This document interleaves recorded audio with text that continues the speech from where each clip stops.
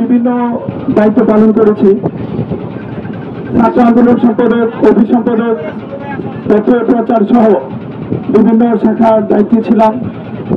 তো আমি সেখানে এই বিশ্ববিদ্যালয়ের আওয়ামী ফ্যাসিস্ট আমলের অনেকটা সময় সেখানে আমরা ছিলাম। আমাদের অনেক ভাইদেরকে আমরা হারিয়েছি। আমাদের একদম চোখের সামনে আমাদের প্রায় 5 জন ভাইকে আমরা দেখেছি যে আওয়ামী ফ্যাসিস্টরা কিভাবে তাদেরকে শহীদ করে দিয়েছে। তো আমার একটি বিষয় ছিল যে বিশ্ববিদ্যালয়ে আমাদের তখনকার সভাপতি তিনি আমাকে বলেছিলেন যে অ্যারেস্ট এড়াতে হবে, কোনোভাবে অ্যারেস্ট হওয়া যাবে না। তো আমার কাছে তখন মনে হতো যে অ্যারেস্ট হয়ে জেলে চলে গেলে মনে আরামে আছে, অর্থাৎ মাস কি মাস আমাদের রাতে ঘুম হতো না। আমরা তখন মনে করতাম, আমরা তখন রাতের ঘুমটাকে আসলে এটাকে আকাশের তারা, আসমানের তারা মনে করতাম, যে রাতের ঘুম আমাদের হতোই না, মানে পুরো রাত্রব্যাপী সজাগ থাকতে হইতো। তো আমরা আল্লাহ কিছু করে করতাম, আল্লাহ সেই দিন কবে আসবে যেদিন আমরা একটু শান্তিতে ঘুমাতে পারবো। যাই হোক, সেখানে একদিন হঠাৎ করে বিশ্ববিদ্যালয়ে রেড দেওয়া হলো। সেখানে প্রায় 2 থেকে 2.5 হাজারের মতো পুলিশ, যেটা চট্টগ্রাম বিভাগীয় এবং চট্টগ্রাম আপনার মেট্রোপলিটন সব মিলিয়ে পাশাপাশি কয়েকটি থানা মিলিয়ে এই রেটটা দেওয়া হলো।